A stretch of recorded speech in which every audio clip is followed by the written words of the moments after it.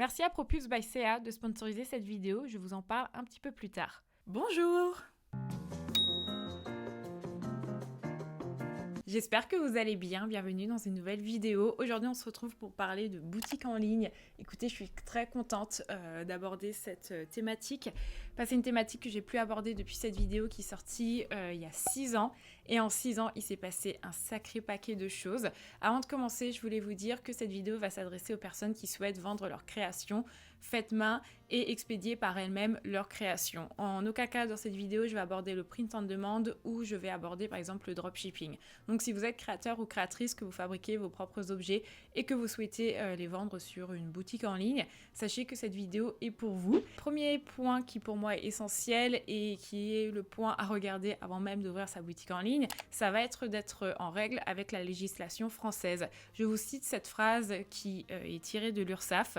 S'il s'agit de biens que vous avez achetés ou que vous avez fabriqués en vue de les revendre, cette activité doit être déclarée. Vous devez vous affilier dès le premier euro. Ça, je sais que c'est une question qui revient très souvent en DM et je suis désolée de vous décevoir, mais en France, à partir du moment où tu génères de l'argent via ton activité, eh bien, il va falloir les déclarer.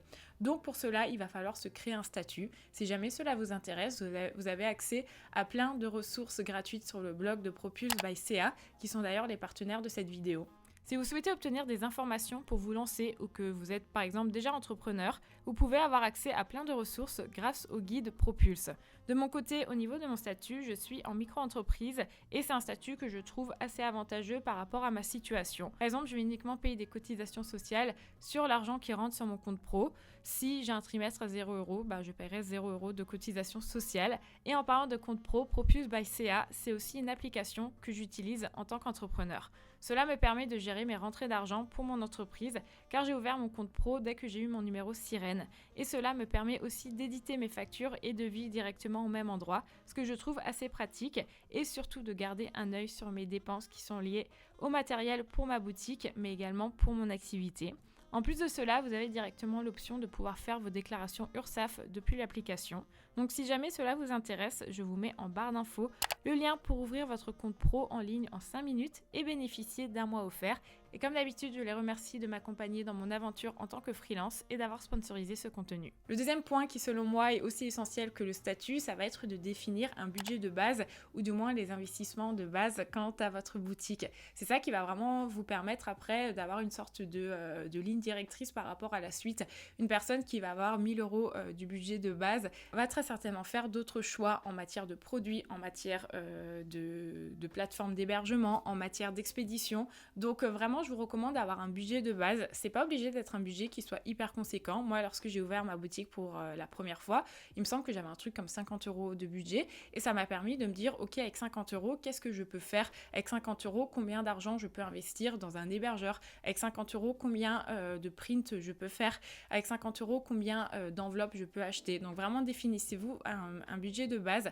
Ce que j'entends dans les investissements de base, ça va être évidemment le matériel qui va servir à faire vos objets. Si vous avez envie de faire, je sais pas moi, des illustrations imprimées, est-ce que vous allez être amené à acheter une imprimante? Est-ce que vous êtes amené à acheter peut-être des nouvelles encres si vous le faites chez vous, peut-être du nouveau papier? Ou au contraire, vous allez devoir aller à l'imprimerie. Combien est-ce que ça vous coûte d'aller à l'imprimerie? Combien est-ce que ça vous coûte de faire imprimer vos illustrations là-bas? Donc toutes ces questions sont vraiment très intéressantes et j'y reviendrai un petit peu plus tard. Comprenez aussi dans cet investissement de base les ratés parce que vous allez découvrir que vous allez avoir plein de ratés, peu importe ce que vous allez faire et ça fait partie du jeu, c'est complètement normal. Donc vous allez voir tout le long de la vidéo, je vais vous recommander soit, déjà prenez des notes parce que j'ai plein de choses à vous dire, mais soit d'avoir un carnet de prise de notes où vous allez vraiment noter tout l'argent qui va rentrer, mais aussi tout l'argent qui va partir. Et surtout, ayez un tableau Excel, s'il vous plaît. Je suis la nana la plus nulle en maths du monde, vraiment, je pense que j'ai un vrai souci avec ça, et pourtant j'ai quand même un tableau Excel qui va permettre de voir en fait qu'est-ce qu'il en est au niveau de ma boutique. Je sais que beaucoup de gens voient la boutique vraiment comme un petit truc à côté, mais en vrai vous pouvez vraiment gagner de l'argent grâce à votre boutique si vous faites les choses sérieusement, et grâce à ça, on pourra passer à l'étape suivante qui va être que vendre. Pour ça, je vais pas répondre à votre place. Normalement, si vous êtes sur cette vidéo, c'est que déjà vous avez potentiellement des petites idées de ce que vous voulez vendre. je vous mets à l'écran une excellente vidéo qui a été faite par cette illustratrice qui donne une tonne d'idées de produits que vous pouvez vendre en tant qu'artiste. Et je vous recommande également de lire les commentaires parce que pareil, dans les commentaires, il y a beaucoup de gens qui donnent des idées de produits. Vous pouvez également faire des produits digitaux. Alors là, moi, je parle en tant que créatrice. Vous avez effectivement toute la partie produits physiques. Donc moi, par exemple, je vends des stickers. Pendant des années, j'ai vendu de la papeterie. Je vends des prints, en fait, enfin des posters. Mais vous pouvez très bien aussi proposer des stickers numériques pour, par exemple, pour les gens qui font des prises de notes sur l'iPad. Vous pouvez proposer vos illustrations à télécharger. Donc il y a plein de choses comme ça qui sont possibles et ça peut être intéressant de voir ce qui se fait déjà sur le marché. Un conseil que je peux vous donner, c'est vrai, quelque chose que j'applique depuis des années, c'est de s'inspirer aussi de ce que font les autres. Alors ce que je parle d'inspiration, c'est pas de refaire le même produit, mais regardez un petit peu ce qui se fait autour de vous. Qu'est-ce que par exemple vos illustrateurs préférés proposent comme type de produit, et c'est de cette façon en fait que vous pouvez aussi trouver de l'idée. Et autre chose, j'aime énormément aller dans des papeteries, dans des magasins pour enfants, dans des cafés aussi, où très souvent il y a des produits qui vont être vendus et qui sont pour la plupart des produits faits par des artistes, et ça permet de voir en fait ce qui existe comme type de produit. Et moi par exemple, c'est comme ça que je me suis dit tiens, pourquoi pas faire des cartes postales. C'est tout bête, mais c'est une chose à laquelle j'avais pas pensé avant. Donc regardez ce que vous pouvez faire et surtout regardez ce que vous avez déjà. Moi je sais qu'à chaque réouverture de boutique, je suis vraiment dans ce truc où je me dis faut que je crée une nouvelle collection, faut que je fasse des nouveaux prints, alors qu'en soi je ne regarde pas forcément ce que j'ai déjà dans mon iPad. Ça, vous en rendez pas forcément compte, mais que ce soit des anciens projets que vous avez fait il y a quelques années, que ce soit des illustrations que vous avez faites récemment, je sais pas moi, pour des challenges sur Instagram, pour vous, en fait très souvent vous avez déjà beaucoup de choses dans votre iPad, dans votre ordinateur que vous pouvez utiliser et que vous pouvez venir décliner. Je pense par exemple, si vous faites une illustration avec plein de détails différents, vous pouvez décliner cette illustration de différentes façons.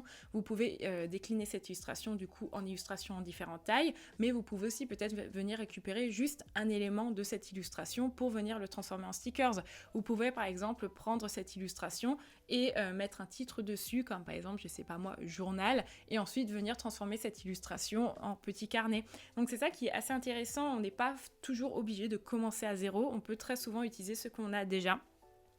Moi, un maxi conseil que je vous donne, organisez-vous par bloc de temps quant à la création de ce que vous voulez vendre. Je sais, et j'ai fait ça pendant des années, c'est vrai que j'avais tendance à partir un petit peu dans tous les sens. À partir du moment où vous avez la liste des choses que vous voulez créer, dites-vous par exemple, ok, ce vendredi je me consacre que aux stickers. Et tant que les stickers ne sont pas terminés, je ne ferai pas autre chose. Et vous faites ça, je sais pas moi, pendant une journée, jusqu'à ce que la semaine prochaine, vous dites, ok, cette semaine, je vais maintenant me consacrer aux illustrations. Et de cette façon, vous pouvez vraiment avancer. Et un point, on y reviendra vers la fin dans cette vidéo, sachez que ça ne sera jamais parfait. On a très souvent plein d'idées de choses qu'on veut faire, mais je vous recommande d'avoir moins d'objets, mais des objets qui soient de meilleure qualité, qui soient bien terminés, plutôt que plein d'objets juste pour le principe de faire plein de choses. Je sais qu'à la réouverture de boutique là actuelle, j'avais plein d'idées, je me suis dit tiens, je vais faire de la papeterie et tout.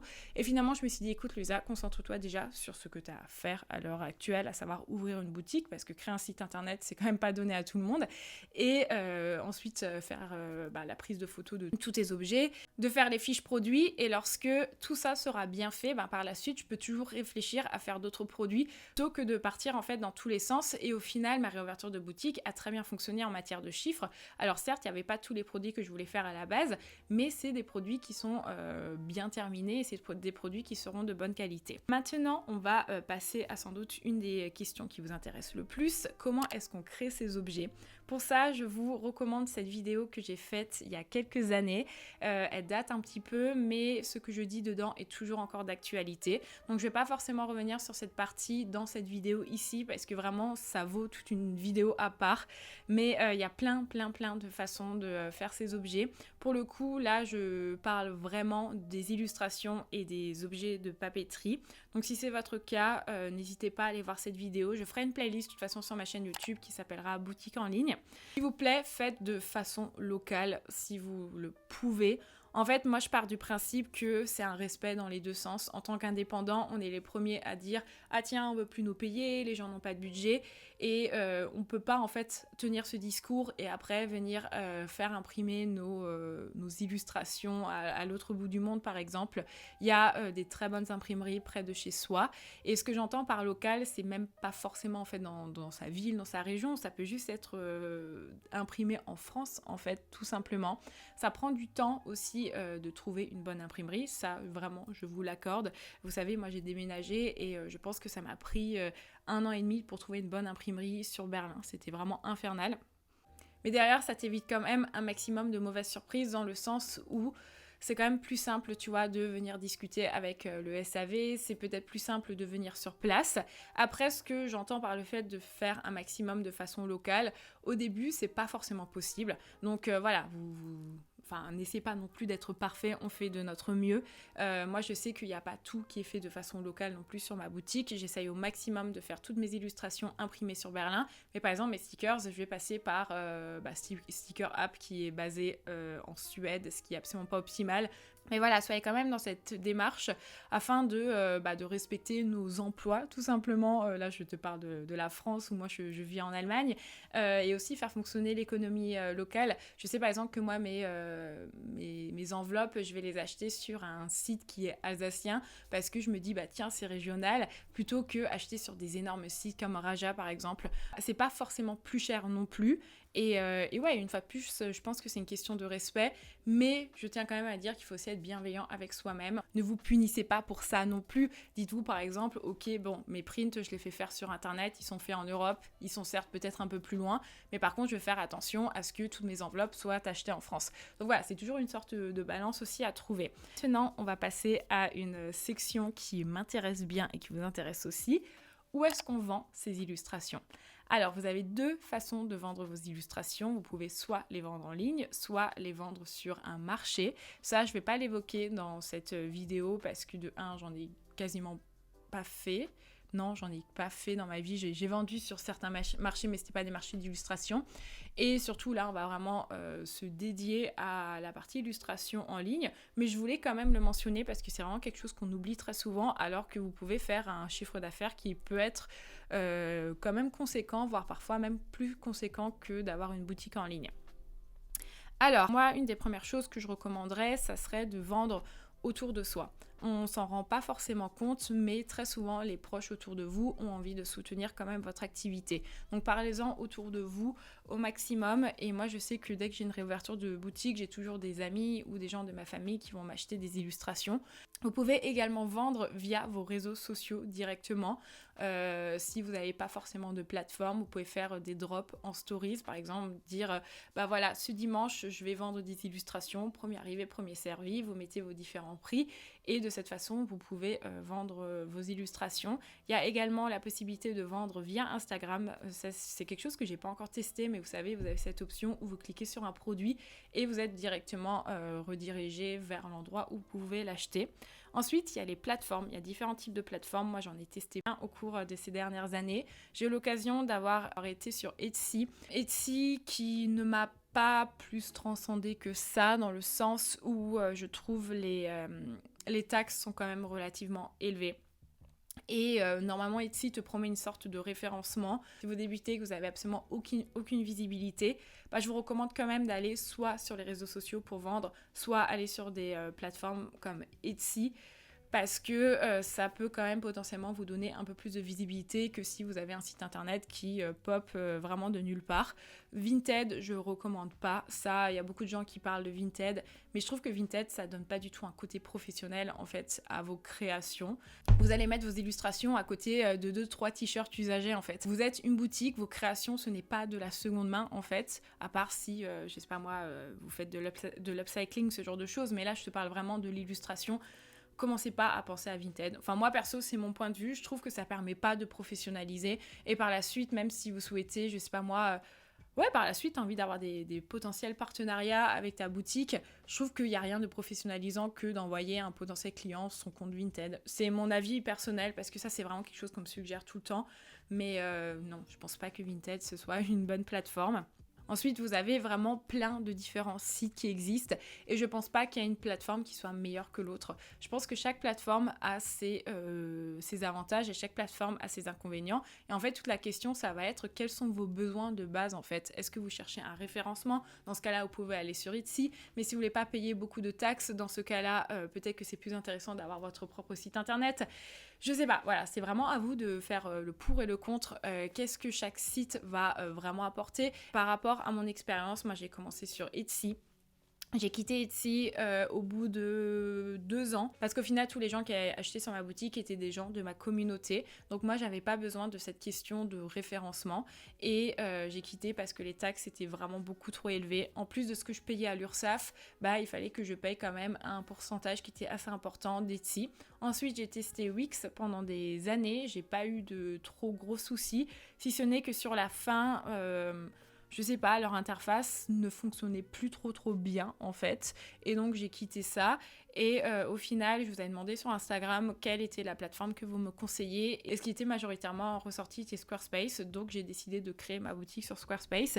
Et je suis maintenant sur Squarespace depuis 1 an et je suis très satisfaite au point où je leur ai demandé par la suite si...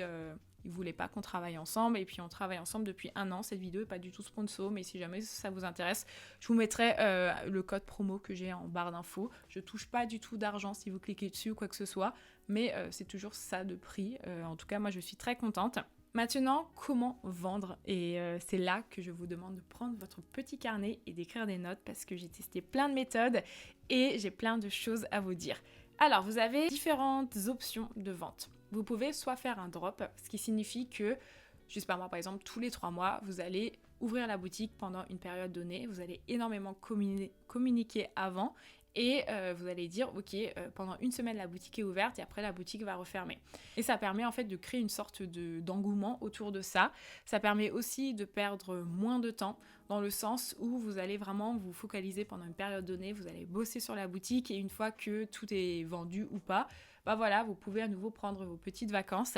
Ça permet de se focaliser par exemple sur une collection ou sur un événement. Par exemple, si vous voulez faire un drop pour la période de Noël, ça vous permet pendant les semaines en amont de créer des produits autour de cette période spécifique. Ça vous permet forcément aussi de créer une cohérence. Si par exemple vous faites des drops par saison, chaque produit sera plus ou moins cohérent. Et ça vous permet aussi de savoir à peu près combien est-ce que vous allez gagner à chaque fois et de vous définir un objectif.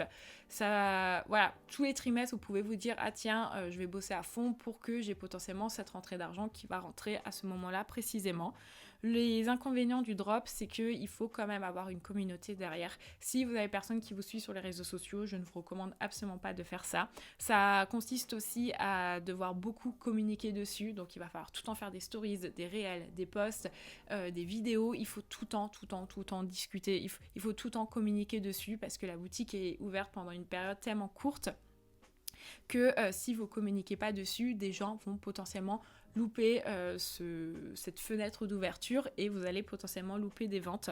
Vous touchez seulement une partie de votre communauté à ce moment précis. Ce qui fait que, pour une raison que j'ignore, si vos statistiques sont pas bonnes pendant votre drop, vous avez peut-être pas beaucoup de gens qui vont aller acheter sur votre boutique et vous pouvez potentiellement perdre de l'argent quant à vos investissements de base. Ça peut être peut-être des rentrées d'argent qui sont moins conséquentes aussi. Il suffit que vous ouvrez votre boutique à un mauvais moment. Il y a des périodes dans l'année, même des périodes dans le mois où les gens ont moins d'argent. Peut-être que c'est moins intéressant de l'ouvrir une fois plutôt que de laisser la boutique ouverte pendant plusieurs mois. Donc ça aussi, c'est vraiment des pour et des contre à chaque fois à mettre dans la balance. Et surtout, ça c'est un conseil que je vous donne et j'ai refait la semaine dernière, c'est toujours la même erreur que je fais. Vraiment, si vous ouvrez votre boutique par contre dans des périodes spécifiques, ouvrez vraiment votre boutique lorsque les gens touchent leur salaire. Moi, à chaque fois, je sais pas pourquoi j'ouvre ma boutique en fin de mois et tous mes DM à chaque fois, c'est en mode « Ah, trop bien ta réouverture de boutique, mais j'ai pas encore eu mon salaire. » Le deuxième point, c'est le fait de faire des précommandes. Moi, c'est ce que je fais là à l'heure actuelle sur ma boutique. Les précommandes, ça va permettre en fait de savoir combien est-ce que de produits on va devoir créer ou combien de produits on va devoir commander par la suite. Le vrai avantage de ça, c'est le fait que ça va éviter éviter du gaspillage et que ça va éviter en fait d'acheter en trop grosse quantité ou même de se tromper sur les produits. Par expérience, j'ai appris que très souvent les produits qu'on aime nous et qu'on pense qu'ils vont fonctionner sont pas forcément des produits qui fonctionnent. Des fois, on s'en rend pas forcément compte de ce que aime notre cible tout simplement. Et moi, le nombre de fois où j'ai imprimé des prints en grosse quantité en me disant mais c'est sûr que ça va se vendre et ça s'est jamais vendu. Le nombre de fois où j'ai imprimé au contraire tu vois, des prints en série limitée et j'ai dû refaire des réimpressions par la suite. Donc là, vraiment, la précommande, ça vous permet ça. Les avantages et les inconvénients, c'est assez intéressant parce qu'au final, ce sont les mêmes avantages et inconvénients que le drop. Il faut communiquer à fond pour que les gens commandent à un moment donné. Ouais, en vrai, c'est vraiment les mêmes avantages et inconvénients, à part le fait que vous ne risquez pas forcément de faire de gaspillage. Et la dernière option, c'est le fait d'avoir une boutique constante sur toute l'année. Ça, je l'ai fait aussi, c'est ce que j'essaie de faire au maximum. Les avantages à ça, ça vous permet d'avoir une communication qui est beaucoup plus légère, une communication qui peut être moins agressive, parce que votre boutique est sans cesse ouverte, ce qui fait que vous n'êtes pas obligé de dire go, go, go, achetez maintenant. Et je trouve que ça enlève quand même un certain stress et vous n'êtes pas obligé de faire du marketing d'urgence. Il y a des rentrées d'argent qui sont régulières, ça aussi c'est très intéressant. Peut-être que comparé à un drop où vous avez une énorme rentrée d'argent, je sais pas, admettons que vous faites un drop tous les trimestres, vous divisez votre rentrée d'argent par 3 et vous vous rendez compte qu'en fait au final c'est comme si vous ouvrez la boutique toute l'année. C'est peut-être quand même différent. Peut-être que vous avez besoin de rentrées d'argent régulières. Peut-être que par rapport à vos charges fixes, c'est plus intéressant pour vous. Dans ce cas-là, je vous recommande d'aller vers cette option. Les inconvénients, c'est qu'il faut sans cesse se renouveler aussi, parce que si vous avez toujours les mêmes produits, en fait, toute l'année, les gens vont pas forcément acheter.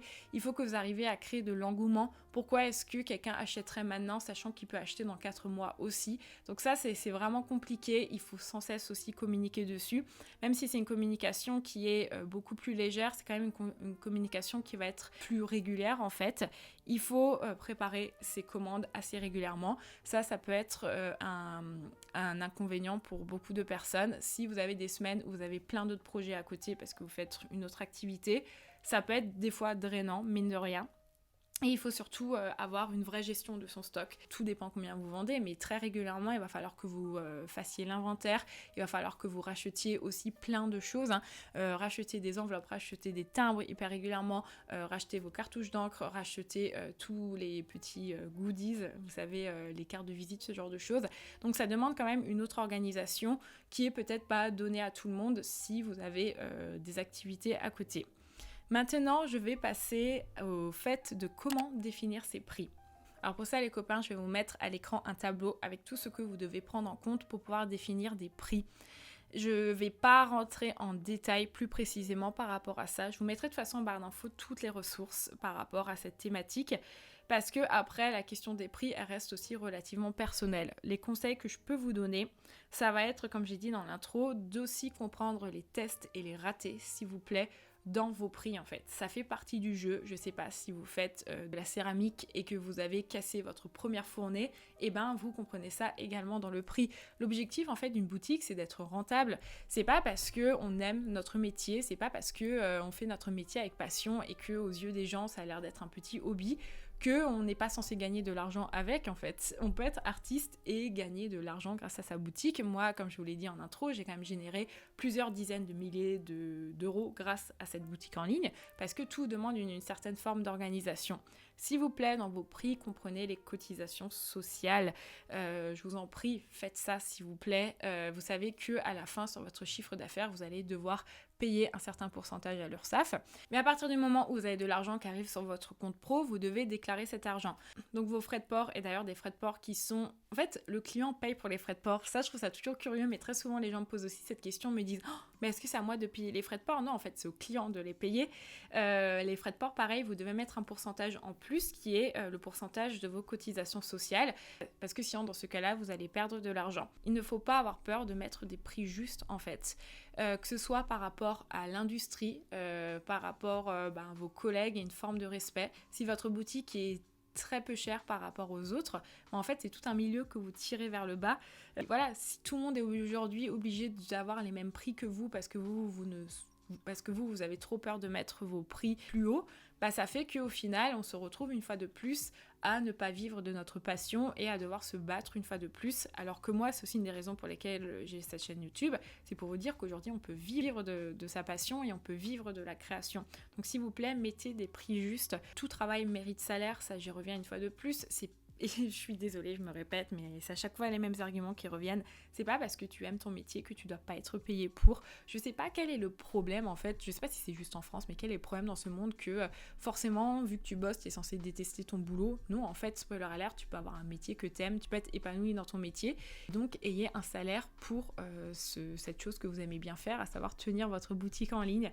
Il faut également facturer en fait sur votre illustration, votre objet, le temps que vous allez dédier à ça. Vos préparations de commandes prennent par exemple, je sais pas moi, 3 jours dans la semaine et qu'à côté de ça, vous pouvez pas faire une autre activité, et ben il faut aussi que vous facturez ces moments où vous allez préparer ça pour pouvoir avoir un salaire qui soit juste, et surtout calculez bien quels sont les petits goodies que vous mettez dedans, que ce soit les stickers, que ce soit la carte de visite, que ce soit le papier de soie, peu importe ce que vous mettez dedans, s'il vous plaît, comptez-le. Parce qu'on s'en rend pas forcément compte, tu sais, on va acheter des trucs en gros et on va se dire, bah tiens, j'ai acheté plein de petites protections en papier. Mais en fait, au final, si ça fait 1 euro de plus dans chaque commande, et admettons que tu fasses 100 commandes, bah c'est 100 euros en fait que tu perds à la fin du mois. Donc ça, c'est vraiment des choses qu'il faut également compter. Je vais maintenant passer au fait de mettre en avant ces produits sur sa boutique. Je vais pas vraiment rentrer en détail sur le fait de créer une boutique en ligne parce que de 1, j'ai pas la formation dans ça, je m'y connais pas du tout en web design. Et surtout ça, je pense que c'est propre à chacun selon son esthétique et selon ses besoins.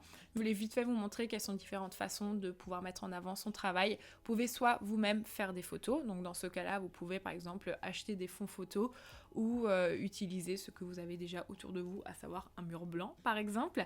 Vous pouvez également tout simplement prendre votre fichier numérique, et moi c'est ce que j'ai fait, et lui appliquer une ombre portée. Personnellement, j'ai fait ça avec Photoshop. Mais si vous n'avez pas Photoshop, vous pouvez faire ça avec Canva, c'est vraiment très simple et ça vous permet d'avoir un rendu qui est quand même assez agréable à l'œil. Et vous pouvez également utiliser des mock-ups. Un mock-up, ça va être un fichier dans lequel tu vas venir insérer ton illustration et ça va permettre d'avoir une sorte de fausse représentation dans un espace si vous n'êtes pas doué en photo ou tout simplement si vous n'avez pas le temps et pas l'envie de le faire. Maintenant, je vais vous parler des envois. Ça, c'est une partie qui est vraiment hyper importante et c'est peut-être une partie à laquelle on ne pense pas directement au début. Pour les envois, il va vraiment falloir que vous veniez protéger votre produit. Moi, je vais vous parler de mon expérience en tant qu'illustratrice, en tant que personne qui a vendu des illustrations. Pour ce qui est de tout type de format jusqu'au A4, après passer le A4, je passe en colis. Je vais prendre des enveloppes cartonnées. Ça fonctionne très bien, j'ai pas eu énormément de problèmes. Évidemment, il y a toujours des soucis, ça on en parlera par la suite. Ça arrive toujours d'avoir un postier ou un concierge qui ne fait pas gaffe avec l'enveloppe, mais dans la grosse globalité, je pense que le pourcentage de commandes pliées est quand même relativement moindre par rapport aux milliers de commandes que j'ai eu l'occasion de faire au cours des dernières années. Pour ce qui est par contre des illustrations qui commencent à être un petit peu plus grandes, je passe en format A3 et dans ce cas-là, je passe en colis parce que le format A3 ne passe pas dans beaucoup de boîtes aux lettres, ce qui fait que vous avez quand même des fortes chances que votre postier ou votre postière plie l'enveloppe, et cela malgré le mot ne pas plier dessus. Ça, je voulais aussi vite faire en parler. J'ai testé avec des mots, j'ai testé sans des mots. Sachez que si vous mettez le stickers fragile, le stickers ne pas plier, honnêtement, ça va rien changer à la situation. Moi, maintenant, la plupart de mes illustrations, je les envoie sans stickers et elles arrivent très bien. Ça peut arriver qu'il y en ait qui soient pliés, mais ça reste rare. Et c'est exactement le même pourcentage que lorsque j'avais un sticker. Donc, c'est pas forcément ça qui va venir changer tout ça. Pour l'impression des timbres, je vous recommande tout simplement de les imprimer depuis chez vous. Ça permet vraiment de gagner du temps. Et pour ça, vous pouvez acheter des feuilles de stickers prédécoupées. Et par la suite, si vous avez beaucoup de commandes, je vous recommanderais quand même de passer par des systèmes d'impression d'étiquettes et surtout par potentiellement des solutions qui permettent d'optimiser ça. Au niveau des packaging, n'hésitez pas non plus à vous tourner vers du packaging qui soit quand même relativement écologique. On n'a plus besoin aujourd'hui de mettre en fait ces prints dans des pochettes plastiques. C'est très chouette, hein, c'est très beau, ces petites pochettes brillantes. Mais je pense qu'il y a un moment, en 2024, on peut arrêter avec le plastique à usage unique. Je sais qu'il en existe en plastique compostable, mais après quelques recherches, je crois que c'est un petit peu un argument marketing parce qu'au final, il me semble que ça se composte dans des composteurs industriels, mais que si tu mets ta petite pochette transparente dans ton compost de ton jardin, elle va absolument pas se désagréger, c'est quoi le mot, se désintégrer.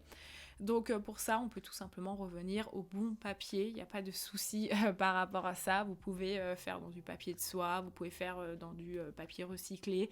Il y a plein de façons de venir protéger en fait son illustration sans forcément faire appel à l'usage de plastique. J'ai fait une vidéo à ce sujet, pareil, il y a quelques années où je vous donne vraiment une tonne de conseils par rapport au packaging, par rapport à tout cet impact écologique si c'est quelque chose qui vous intéresse. Et une fois de plus, je reviens sur ce point qui est on ne sera pas parfait. À partir du moment où vous avez une boutique en ligne, vous créez un besoin qui n'était pas là à la base et vous polluez, sachez-le. Moi, je pense que le monde se porterait très bien sans ma boutique en ligne aussi, mais on fait de notre mieux et puis dans tous les cas, je pense que c'est pas moi avec mes petites illustrations que j'envoie qui est la cause de tous les problèmes à l'heure actuelle. Pour ce qui est aussi du packaging, acheter en gros, je vous ai recommandé un site sur lequel j'achète, mais on s'en rend... ça peut être peut-être intimidant au début, on va se dire tiens, je vais pas forcément acheter 50 enveloppes, mais vraiment, ça revient beaucoup moins cher d'acheter en gros, et dans tous les cas, ce sera utilisé, et puis si vraiment votre boutique fonctionne pas, vous pouvez après les réutiliser pour envoyer vos fameuses commandes Vinted. On y revient à Vinted. Partie dont on ne parle pas suffisamment et qui pour moi est essentielle. Il va falloir gérer les échecs lorsque vous avez une boutique en ligne. Ce que j'appelle par échec, c'est le fait que déjà vous avez la forte probabilité que cela ne fonctionne pas. J'ai pas non plus envie d'édulcorer cette ouverture de boutique et tous ces conseils en vous disant c'est trop bien, vous allez gagner plein d'argent et tout. Il se peut que ça fonctionne pas. Ça, sachez-le, il se peut que ça fonctionne pas pour plein de raisons.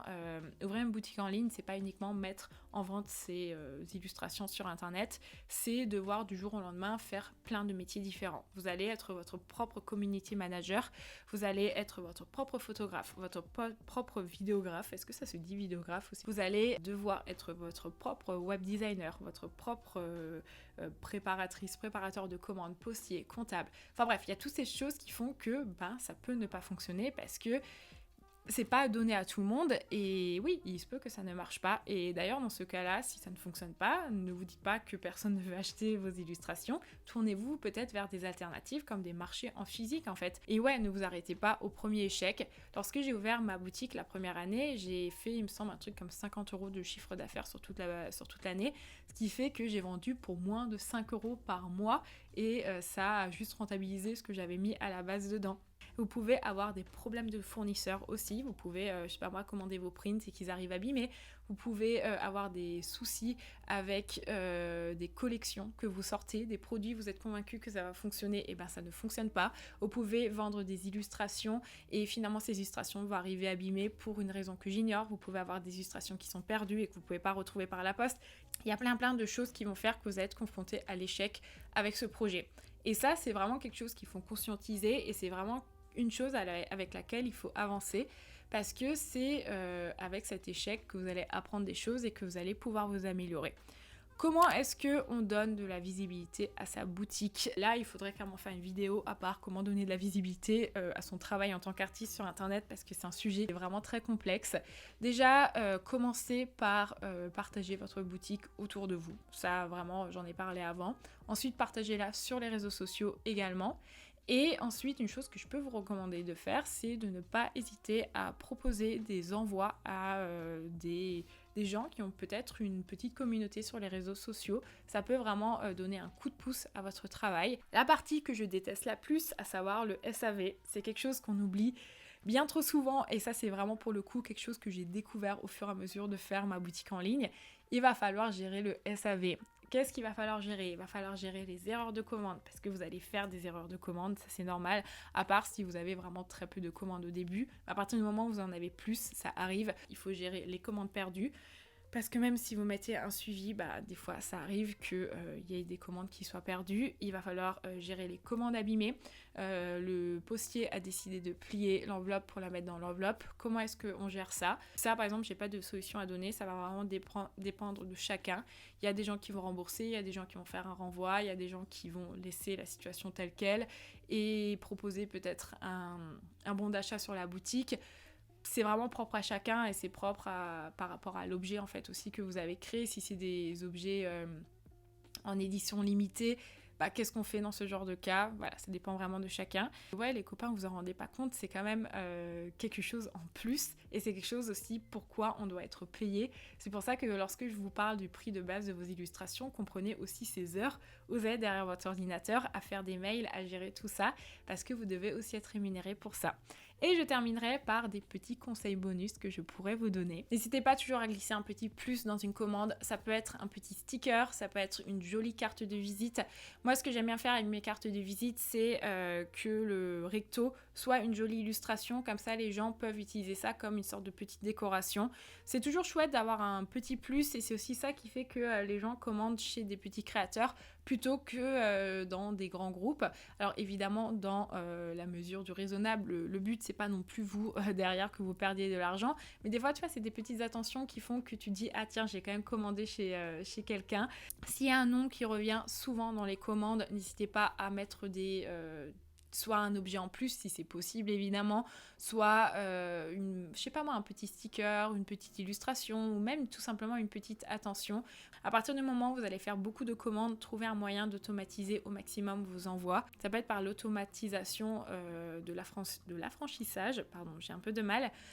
Comme je vous l'ai mentionné avant, mais ça peut être aussi dans la préparation de commandes. Je sais que ce qui fonctionne bien pour moi en ce moment, lorsque j'ai des périodes avec beaucoup de commandes, ça va être de poser toutes les enveloppes à plat, ou du moins une partie des enveloppes avec les adresses et préparer différentes commandes à la chaîne plutôt que de faire l'une après l'autre. Avoir des bons rangements, avoir un bureau qui soit bien adapté, ça peut être plein de choses comme ça qu'on peut mettre en place pour après vraiment améliorer en fait sa préparation de commandes. N'hésitez pas à faire pote avec quelqu'un à la poste si c'est possible.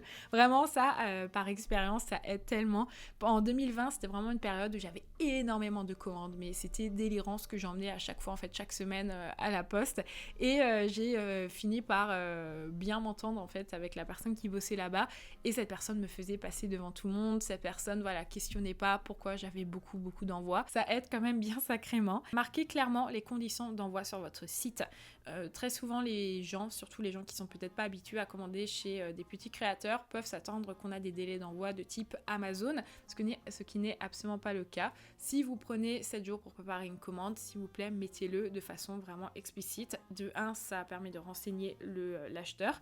Et de 2, ça permet surtout de vous protéger dans le cas où quelqu'un va vous envoyer un mail incendiaire, parce que ça m'est déjà arrivé évidemment aussi. Communiquez au maximum, racontez votre boutique en fait. Pourquoi est-ce qu'une personne va plutôt acheter sur votre boutique plutôt que chez un autre créateur, plutôt que sur ces énormes sites qui font des posters comme, Desenio, Younique, ce genre de trucs. Pourquoi est-ce que quelqu'un va mettre un peu plus d'argent sur la boutique d'un petit créateur plutôt que dans ces grands groupes?